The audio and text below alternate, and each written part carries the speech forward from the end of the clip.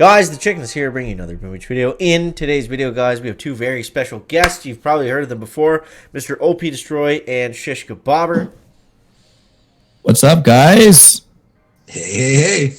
And today we're going to be talking about kind of like speculation on what we think Season 8 is going to be, like where we would want it to go, and how Season 7 went, like changes we'd like to see and everything like that. So, I'll go first, I guess. So, Season 7, I don't know, it was, it started out as very optimistic, and it seemed like it was, like they had fixed a lot of the stuff that we wanted to see, right? Like they moved artillery and barrage. It wasn't just about like barring down within 5 seconds the other guy's base.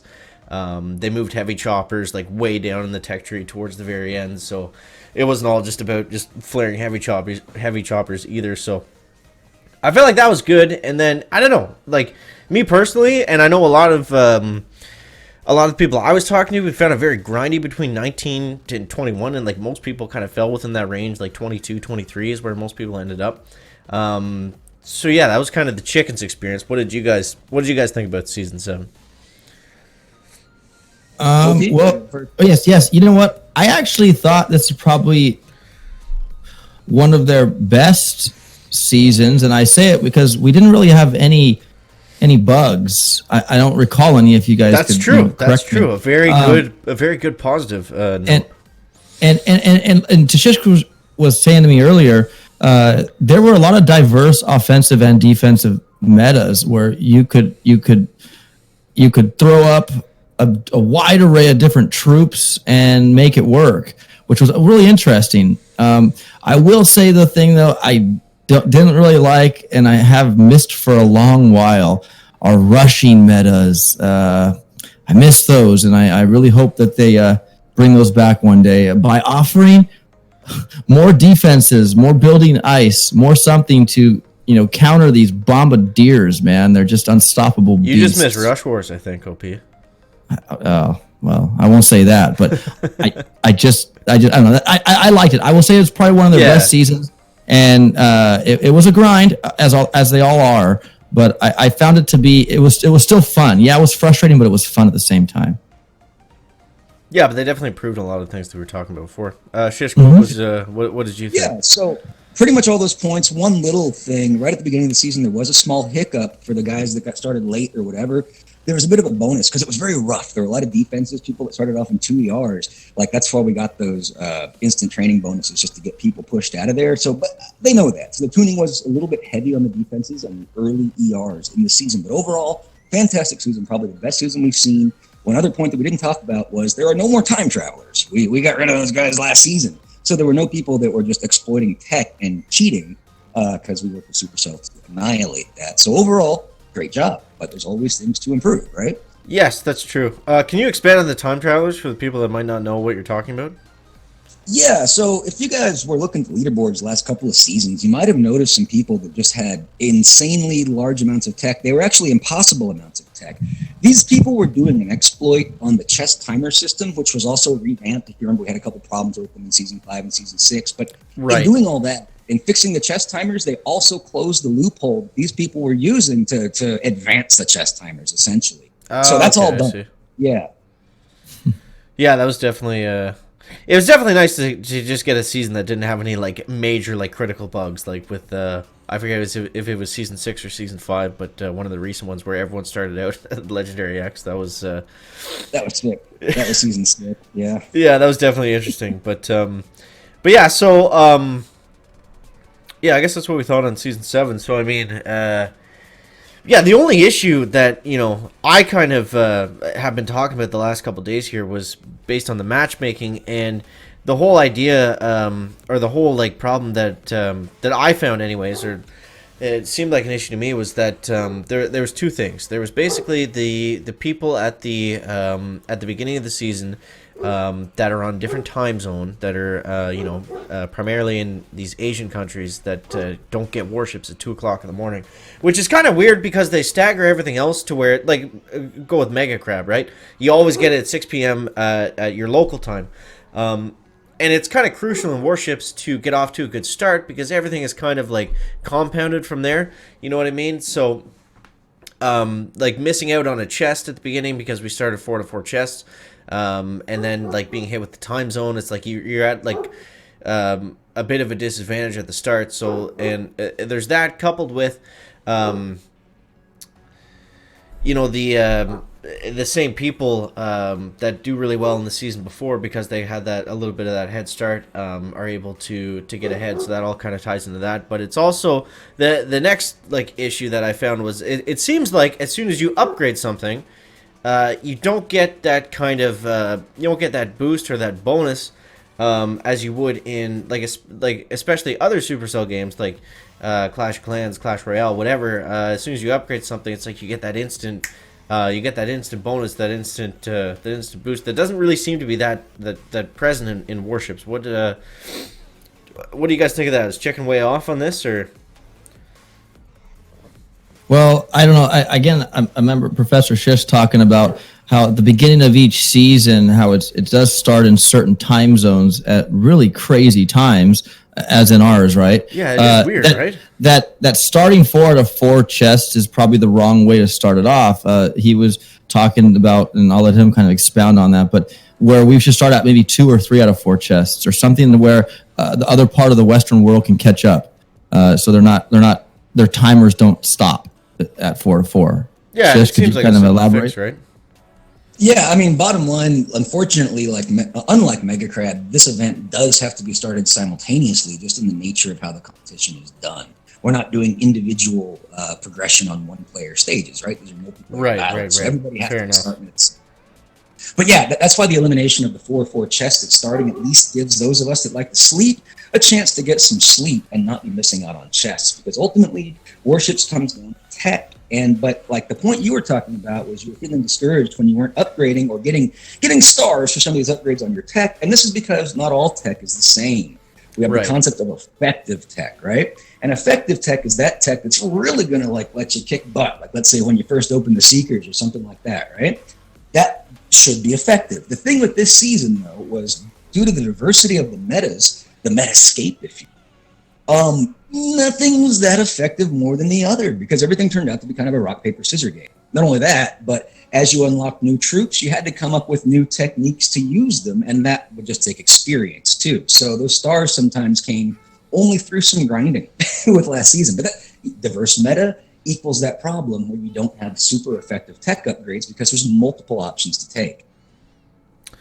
Right, yeah, so I guess that's the issue, is just not knowing exactly what to upgrade, and then you kind of make a few mistakes. And, like we said when we did the Warships launch tournament OP, like the tech tree is not forgiving. If you make a few mistakes, you're kind of going to be in for a rough time. But I guess the trick is really just to kind of know where to spend your points and your keys and everything like that, so you don't kind of dig yourself into a bit of a hole right off the start, especially. Right, and that's why I go live when it starts, and I make all the mistakes, and people learn off my mistakes. Yeah, so I always watch your stream at the beginning. Cause it's like, okay, there you go, man. So I'm the guinea pig. But yeah, you get there's no forgiveness whatever tech tree decisions you make. So yeah, you have to be wise. You have to really think ahead and plan your strategies defensively and offensively. And what do you expect coming after the next DR? What you can see. So it's just it's a really strategically based season for defense and offense. Yeah. Okay. So that all being said, what would you guys like to see next season in terms of changes? Like, we know it's called grounded. Most people are assuming that means there's no helicopter troops. I saw some other interesting comments where people were saying that it might mean that people are not getting the rank bonus from the last season, like grounded, like everyone's kind of reset to the same level. What are your guys' thoughts on that, I guess? I mean, it's weird that they would call it grounded when we're on a ship, because there is no ground. Yeah. So I don't know. I don't know. I feel like the other comment was a bit of a stretch, but I thought it was interesting. So maybe the way my first impression of that term was like I was just thinking barrage and artillery, because these things fly through the air. But then again, so do helicopters and all that. And there is no ground on a ship anyway. So I don't know. What do you think, OP? Right. Well, I mean, I like what you're saying. Anything that, air support, anything that would come through the air or be in the air. I mean, obviously, when you're on the ground, you're grounded, correct? So I mean, That is true. I'm assuming by that word, it makes sense to think that there's not going to be something that is in the air. I don't know. It's just, I mean, it doesn't. You don't have to go to school to figure that one out. But Okay. Anyways, though, like, what do you guys want to see in season 8 that wasn't there in season 7? Like, do you want to see major changes, or do you just simply want to see like a mix up of the tech tree and just kind of leave it as is? Well, I'm sure Shishk would like to see we all would, a two times star multiplier, right, Shishk? More stars in that pool, right? Yeah, I mean, bottom line, we've just been losing stars out of the pool from one way or another, and I feel like we need more stars in there. One of the things is when they got rid of legendary chests, well, they've only got legendary rank chests now, legendary 1, 5, and 10, but they used to have them at all the ranks. Part of the reason they got rid of that was because of the rapid tech progression that occurs early in the season when people reach the legendary ranks. Well, Right, but they kind of stunted that with the rank capping, right? Yeah, but the problem is now because everyone's starting so much further back because we've had so many resets and so many less stars in the pool. Think about it. You started further and further back every season, probably for the last 4 seasons, right? Just think about it. Because of this, now that same effect is occurring in the Diamond League. So now all these Diamond League chests that are ranked chests are still giving people rapid tech increase because we don't have a stability on start stars and end stars. The star pool needs to be stabilized, and one of the ways of doing that is probably to increase the multiplier and or increase season length as well. But, yeah, I think that. Sorry, that was something that I missed too. I feel like the season length should be expanded, just simply due to the fact to give the people that don't push like crazy, like a chance to play with the full tech tree, right? Because some people get there, and of course it's if you're gonna push and put time into it, there's no reason you shouldn't be able to get there, but. It would be nice to be able to play with a fully upgraded, unlocked tech tree every season, even if it's only for a few days or something like that. But I feel like it should be at least reachable for everybody. Right now, it's tough to get there. Like most people don't get there. Right. You know what, Chicken, along these lines here, Shishka, you were mentioning to me a while, we were checking the different token upgrade, unlock keys from each chest to chest, each rank to rank. And Shishka, I believe you said it was supposed to be 20% more keys every every new rank chest. And it wasn't that, right? Keys were very scarce during the season because you weren't getting that many per upgrade. Yeah, kind of, sort of. Yeah, it's a good point. 25% is the number. 25. The way all seasons have worked before season 7 was the difference in keys and tokens between each tier, like between gold tier and diamond tier, iron tier and gold tier, whatever. Between each successive tier, that difference was a 25% increase. This last season, we did not see that. The only place where we saw the 25% increase was in the transition between diamond and legendary. All other tiers had closer gaps, which meant it was more grindy. But it also meant those people that were able to excel and reach legendary and keep getting those legendary time chests, they were able to get a lot more tech than everybody else. So there was that too. Right. Right, it all kind of plays into it. So, sure. Yeah, I guess that's. I guess we basically covered everything. That's kind of what we thought about season 7 and. Great season though, honestly, like really good season that's really coming together. They've hemmed up a lot of the loose ends, and yeah, it does. I will say that it does seem like it gets better every single season, which is always it's always a good thing. Like they're listening and they're making the right changes from what we've seen for the most part. It's just a couple little things here and there that can always be improved, but it's never going to be perfect. It's never going to be perfect.